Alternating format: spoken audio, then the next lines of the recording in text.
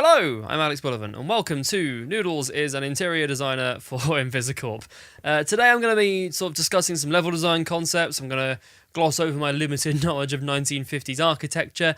I'm going to take a bit of a look at the language of cinema and how they all come together to create the first thing that you, the player, will see when you boot up a fresh Foxy Boxes save. All of this is subject to change so far. Anything could change at any time, but I'm pretty happy with where we are and what we've made.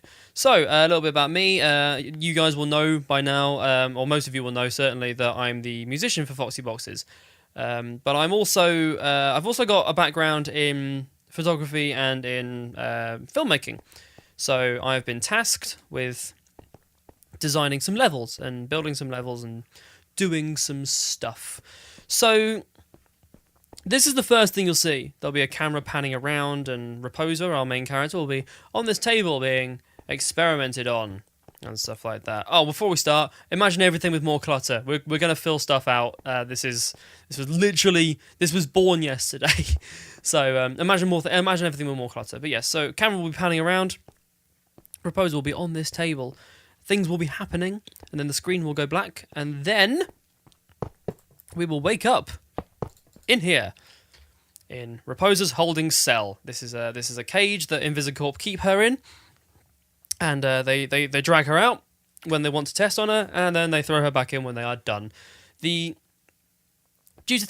don't think there's a way to do this without discussing the first cutscene, to be perfectly honest, but we're going to show you how we make that anyway, so there's no real spoilers. It's the first thing you see. We'll be fine. So, due to things that happen in there, in that room we were just in, Raposa is now very strong, so she will break out of her cage, and then she'll be here, and then Renard, our other main character, will be over there, and he'll be like, "Hey, bust me out!" And Raposa will rip this door off and throw it over there.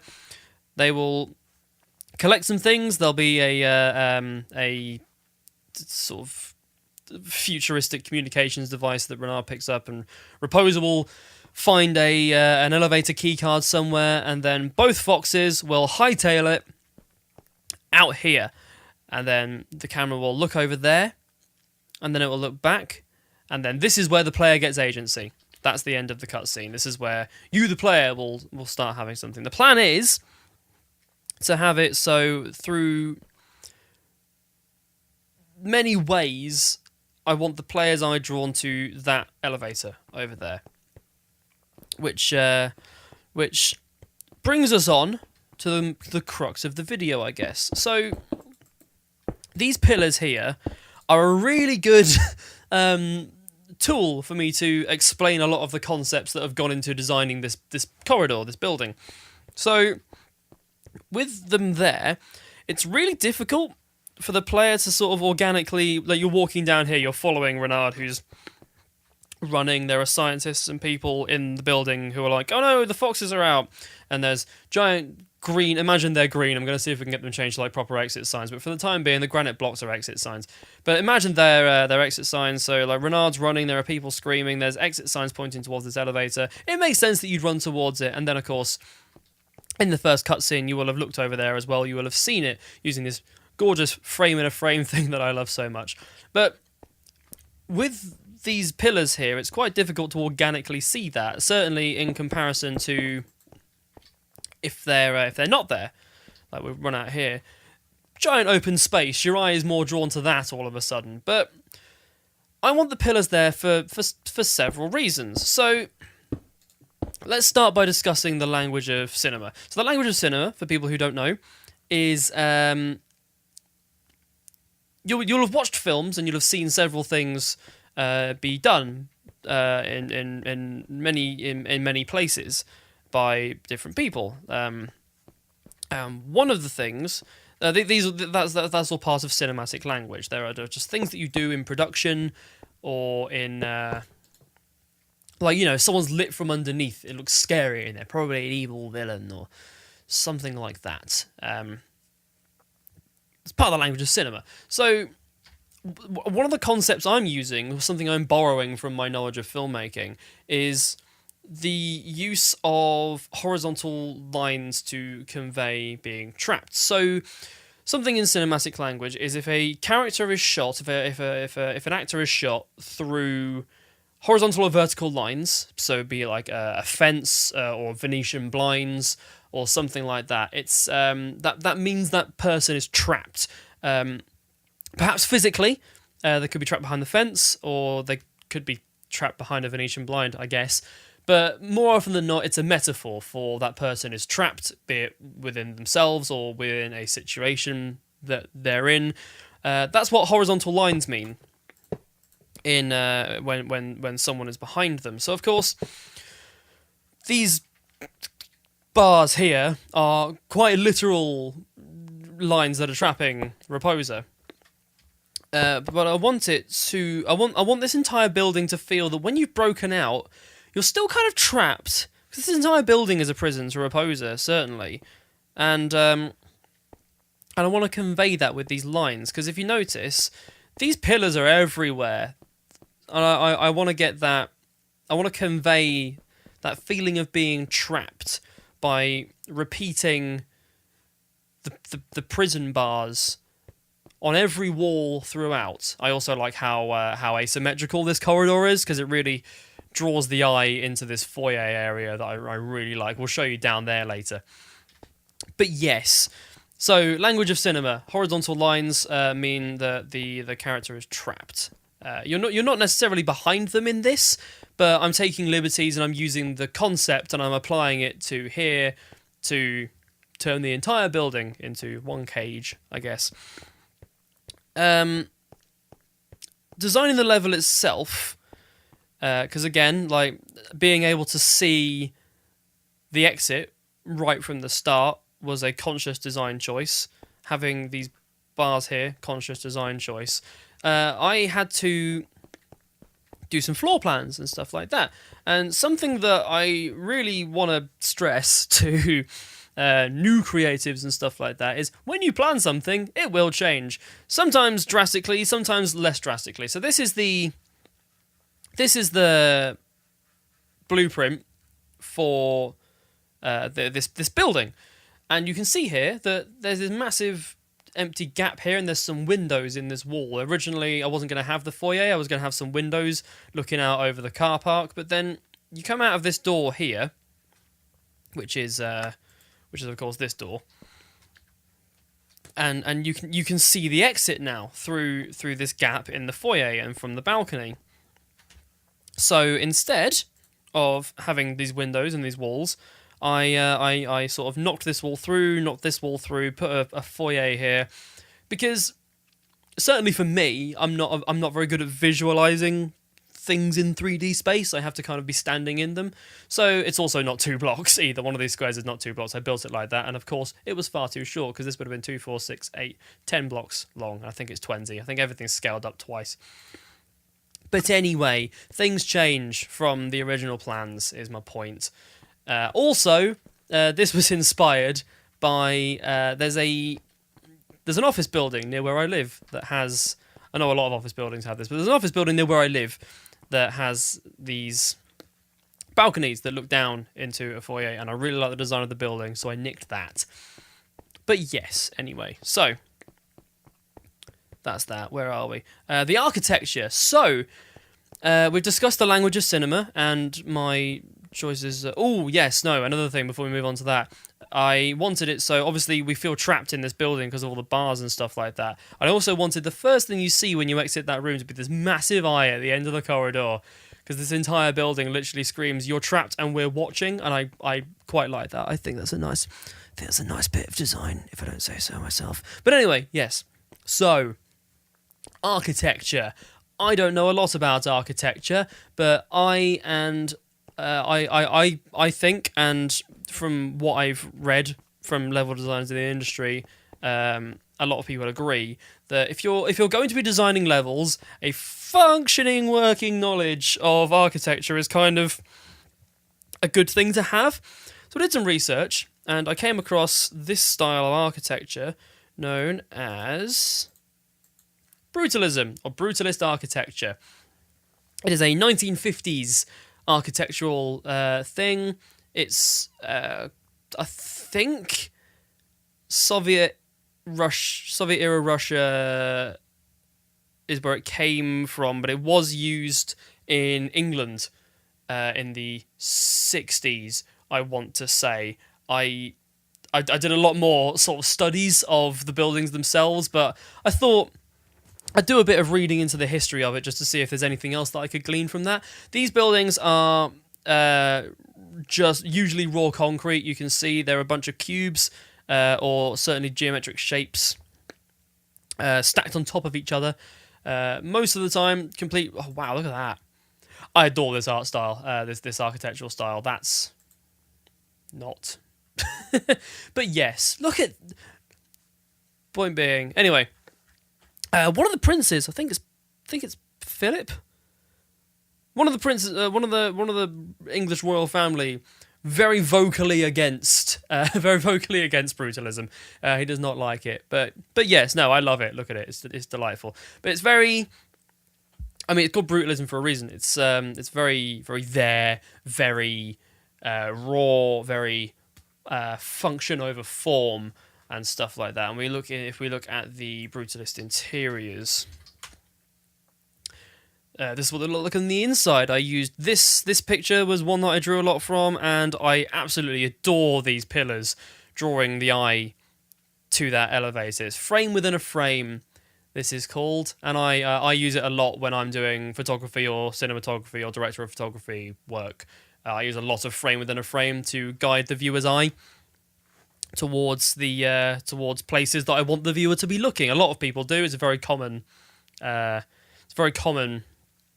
practice in filmmaking. But yes, so obviously brutalism is very, very overbearing as an architectural style. It's very not one with its surroundings by its very nature. I mean, look at that. Like, they're intimidating buildings, and I wanted to, and of course Invisicorp is an intimidating.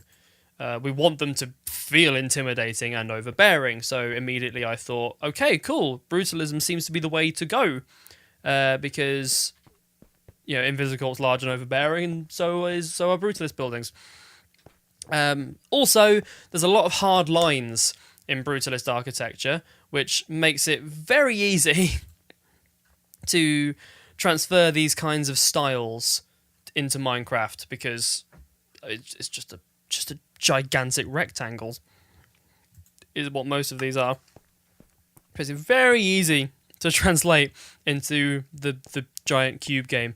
But yes, so also brutalism used a lot in areas of the world that have experienced economic downturn.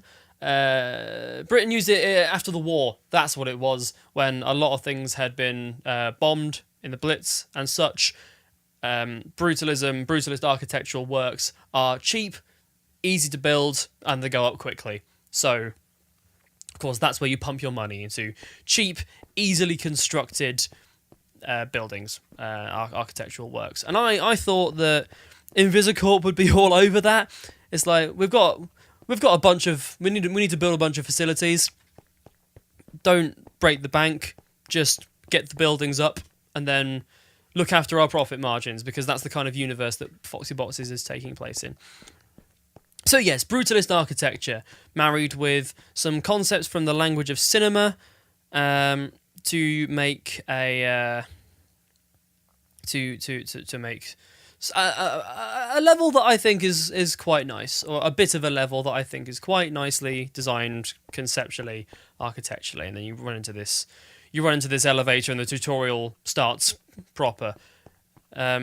Yes, tutorial. So you come out of your cage and you walk out here. I say you, the cutscene, walk out here. You look over there. You can tell how many times I've done that as well, just by the fact that this is going to be really embarrassing if I mess this up now. It's like you come out of here and you look over there, and then you look back. You know you're supposed to go over there now, and there'll be alarms and people screaming, and Renard will be booking it down the corridor, and there's these exit signs because you'll look up and stuff like that. And you'll start, and then you'll be allowed to walk around. And the idea is that you just go to the exit, go down, continue on with your life.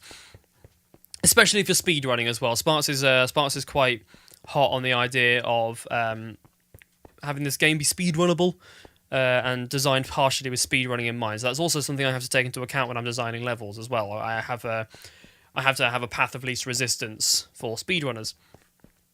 But I also want the exact opposite of that. I really like the idea of, once you've done this, you've got this massive eye, and you've got some rooms. So you'll be drawn towards this eye, possibly, if you're the kind of person that's inquisitive and doesn't just run straight for the exit, or if you're on a repeat play or something like that. You might be like, okay, let's go have a look at this, and you come here, and this door is here. And I want something in here, or indeed in the other lab, but the other lab, you'll see the doors when you go past it. And again, you might be tempted to be like, is there a door here? There is. Hey, look at that. But I want to reward the inquisitive, because Foxy Boxes, certainly the way I'm writing with my input on the story and the script writing, which is another one of my jobs on this project, is Foxy Boxes is a game about exploring and finding. At its core, that's what the narrative is kind of about. It's about exploring things and finding yourself and other things and such. And I want to, as this is the tutorial, this entire area is the tutorial, I want to tutorialize early on the idea that if you look around levels, you're going to find secrets and you'll be rewarded for exploring, because we are designing levels with that in mind. And I want to reward the player for exploring. So, a question that I have for viewers, prospective players, people interested in the project, is we have two options for like a hard focus.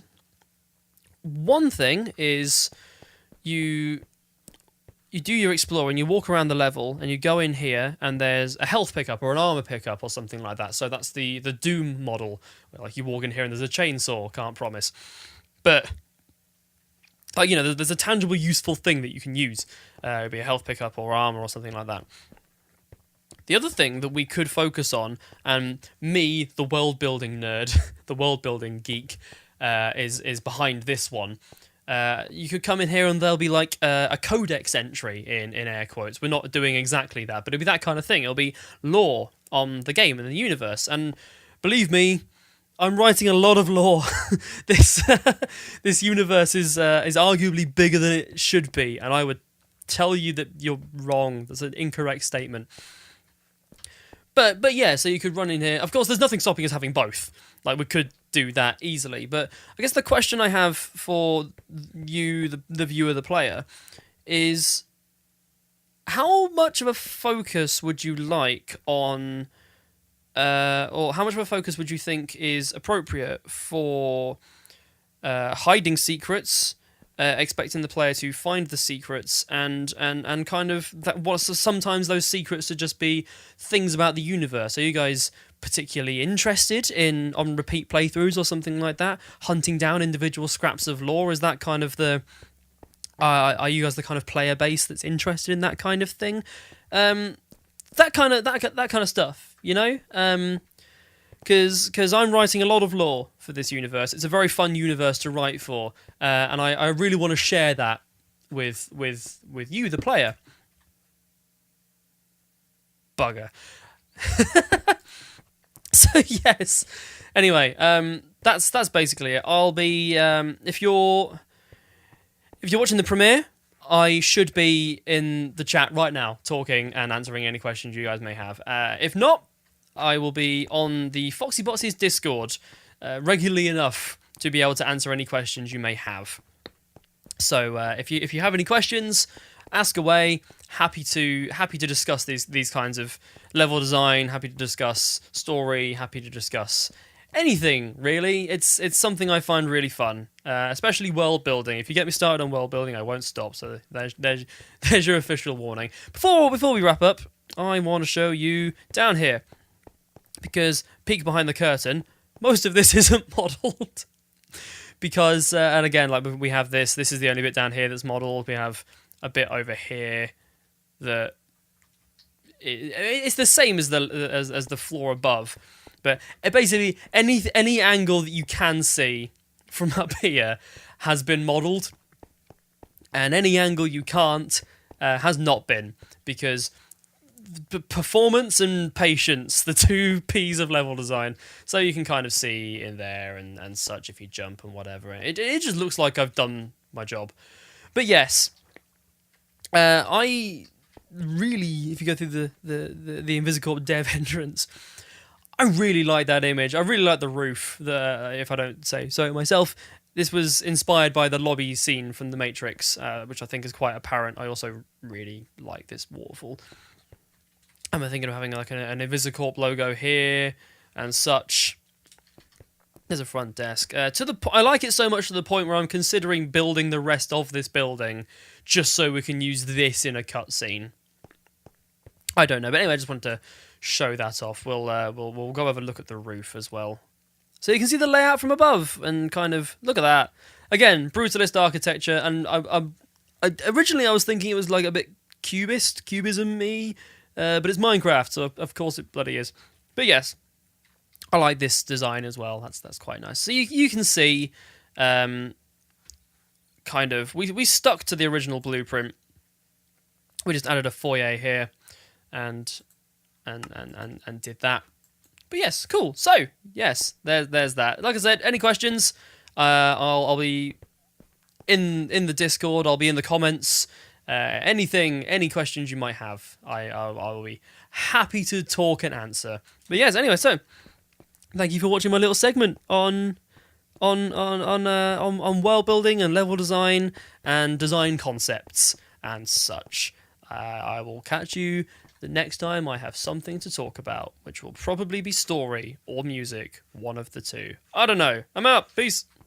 Wait, I lied. There's more. It's a few days later, and Duck has been doing some work.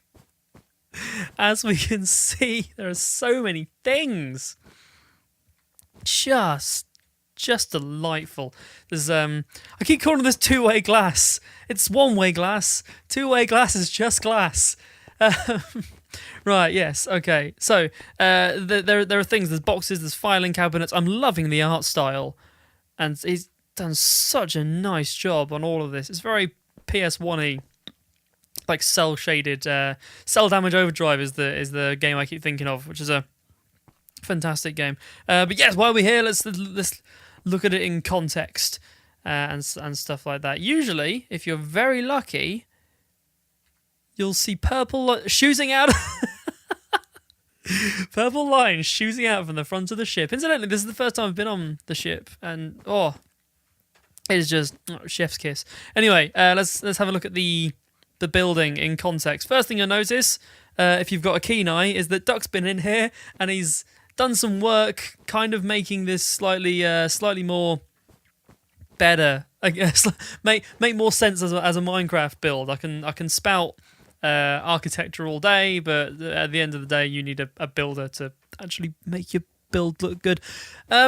Still the waterfall. This is just a lovely image. I'm very happy with my work here. Enough patting myself on the back. Let's go to the top floor. So we have a few things. As I've said, you'll notice the textures. We have wall textures. We have floor textures now, which very happy with. Love this floor texture. It's very pretty. We don't have anything in here yet. No, we don't. So the other lab probably isn't textured either. Again, I know it's like 30 seconds since I spent best part of half an hour in here, but it's been a few days. So exit signs. Yes, Duck has made the exit signs. Absolutely beautiful. As I say, very very PS1-y, very Cell Damage Overdrive, which is a fantastic game. The cleaning cupboard. It's fine. It's still here. Can we still come out and... Is that very visible? Maybe. Anyway, right, let's go through here. Through the here. English. We have card readers on the door, and that'll go green. When is that pulsating? Is that... Oh, it changes colour subtly. So, Duck is very good. I'm gesticulating wildly. Duck is very good at subtle things like that. That when you notice... You notice I knocked this off the wall. That button replaces it. But yeah, so when you come up to the door, this will open, that will go green and stuff like that. I spent quite a long time trying to work out what we were using for bars. It's just a texture on an arm stand. I'm not a Minecraft Cody person, so I forgot we could do that. This is that one-way glass. I had to think about that. Look at this. Look at this room now. It's so very nice. Again, it's just fuzzing a bit, I guess. Who knows what that's... What is this for? Let us know.